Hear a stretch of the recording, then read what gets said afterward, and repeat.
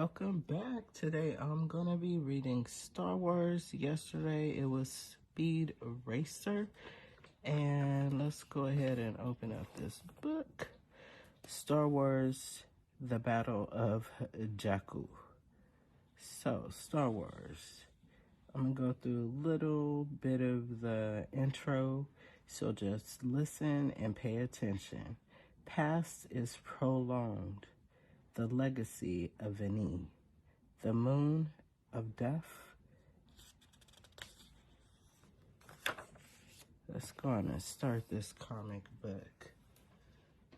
Past is prolonged.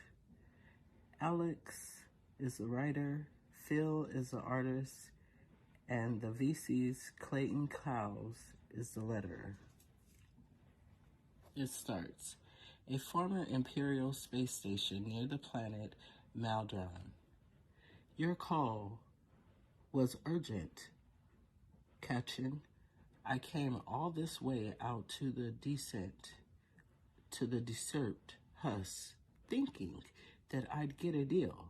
Your price is way too high, so these generations are brand new and a fraction of what they cost to produce. And there's enough here to power a small fleet. So when have I ever steered you wrong, settler? Don't get your fur in a big bunch. This is your chance to own genuine New Republic hardcore. What about the coupling? They're useless without. Yes, of course. What do you take me for? That will cost an extra, though. I must admit that your tone is making me reconsider. I still need those hyperdrive boosters, too, in bulk. I should have those soon, but my contacts will be acquiring a shipment in a few days. Well, it appears that we have an unwelcome guest. Security. You merchant, I have some questions. Pike Syndicate goons, are you giving our friend trouble? Turn around and leave. You have no business here. I don't think so.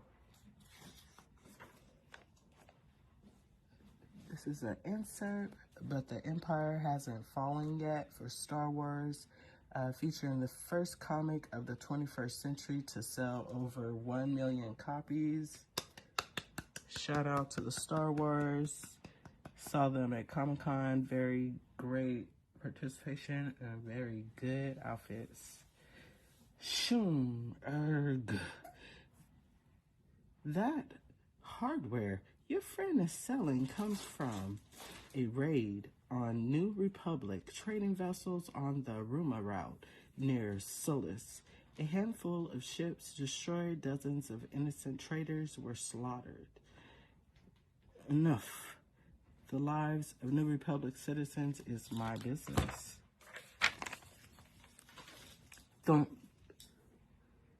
Enough. The Pike Syndicate doesn't have to explain our business dealings to anyone. Your interference just costs our associate a sales stranger. You'll have to make up for the business that we have all lost. Choom. Get away from my friend. Ren, Zenat, I thought I'd lost you back there. Luke, I got held up by some of the guys near the docking bay, but looks like I've arrived right on time. Aye. Where did you get these generators? Are the Pikes involved? No, there's just protection, but I have nothing to say to you. I'm only a trader, so please go and take your cursed generators. Spare me your whimpering, smuggler. I'm only looking for the truth, so tell me. Aye, don't hurt me. Fine, I'll talk, please. I don't know who they are, and all I know is that their pirates are hidden in the shadow. So where are they striking next? Well, I don't know. I swear, but they gave a word to expect more product to sell in a few days, and they must be preparing for another raid soon. So there's several supply runs already en route to different New Republic ports. Ran some of the piloted by the people that we know. So tell base we found the stolen goods and to send an armed team to pick them up. We'll need to get moving. It's another insight. Let's see. This says Marvel Comics Group is Star Wars enters Luke Skywalker and Marvel's epic official adaptation of a film by George Lucas. Wow, that one's on sale. Pick it up. Let's see. And we don't know who their pirates are, but if we can get to the supply ships fast enough, maybe we can prevent another deadly raid. So swing close to me, well, bring Squadron 11 to the ships heading to the edge of the Inferno sector. Don't worry about me, Luke. Let's save our friends if we can. This one is to be continued in Star Wars #1. Let's see what else they got in this book. Okay. Mustafar, Fortress Vader after the Battle of Endor. Legacy of Vanning. This one says, my name is Vanning, and this is a story of hope. It will not seem like it, not intentionally at the beginning, but it is a story of the second worst day of my life. Warriors, independent sorcerers have confirmed the Rebel Alliance's destruction of a major Imperial battle station in the Endor system. Wow. As well as the death of the Emperor Palpatine. I didn't believe it, not at first. Also killed in the cowardly terrorist attack were thousands of loyal Imperial troops, officers, and high-level personnel. Oh my gosh. It seemed impossible in some ways. It still does. Among them, the Emperor's second in command and the glorious Lord, Vader, was immortal. I served Darth Vader for nearly 20 years in his home on Mustafar, his fortress Vader. I would never be so bold as to claim he needed me. To Vader, I was an occasionally useful worm beneath his notice, but I do believe that in some small way, I made his glorious existence easier. So I protected his invaluable time from the pathetic supply chants who sought to extort him to use his power on their behalf. Ensured his fortress was well maintained, made certain his meals were as he liked them.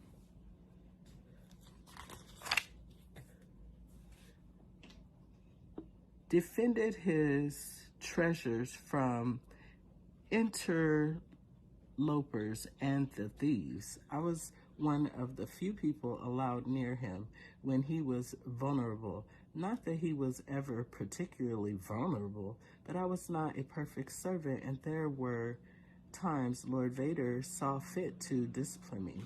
Every time I suffered his displeasure, I learned something new. Thank you, Lord Vader, and thank you. Vader was the most extraordinary being I had ever encountered, and his power was limitless.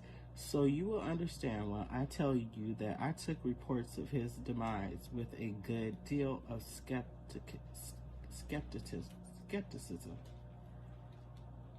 I continued with my duties, ensuring Vader's fortress would remain in good order upon his inevitable return. I did this for years, and I never wavered. I never doubted Vader's return was always, to my mind, imminent. I would never fail my Lord, but in time my body failed me. I was elderly, ancient. By human standards, I could not continue in my duties unless I resorted to extraordinary measures.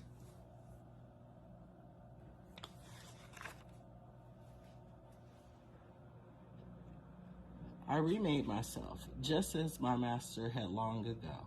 In my new form, I could last as long as I needed until he saw fit to return. I returned to my duties and began my vigil.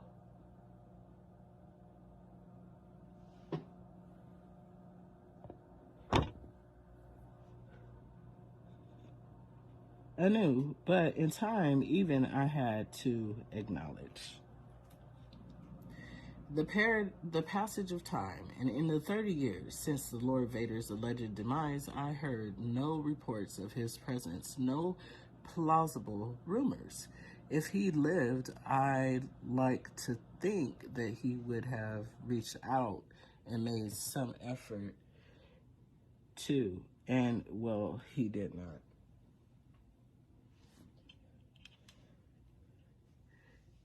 That was the worst day of my life, and when finally acknowledged the truth, I grew despondent.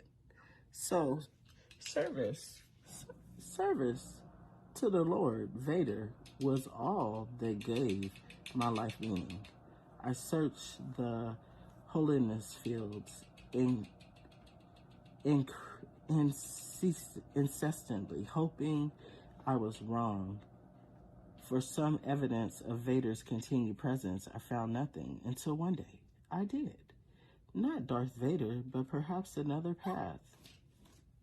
A way I might continue to serve, to persist in journey I knew was my destiny. For that day, you see, I discovered there is another to be continued in the legacy of Vader. Vader 3. Ooh, Legacy of Vader.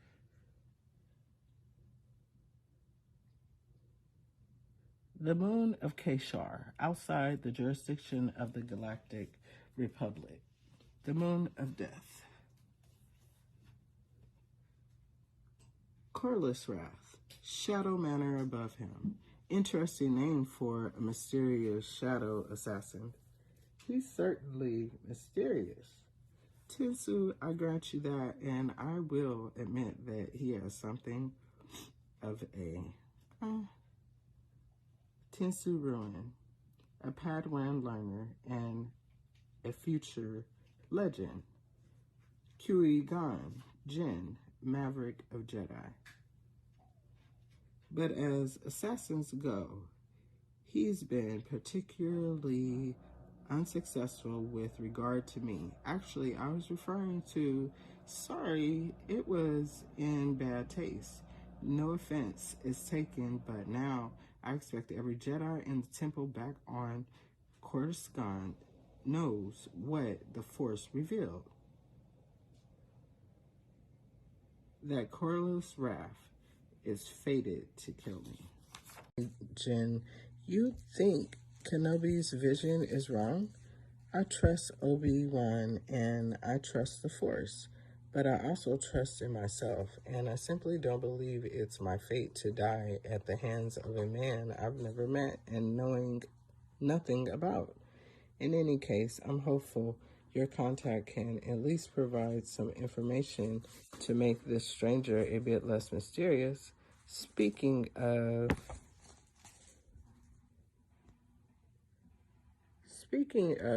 we should probably get moving. We don't want to be late for our appointment, and your friend chose an unusual place for this meeting, a moon outside of the jurisdiction of the Republic. Well, it's just ironic. He's a bit of a paranoid and disturbing sort, particularly where Jedi are concerned.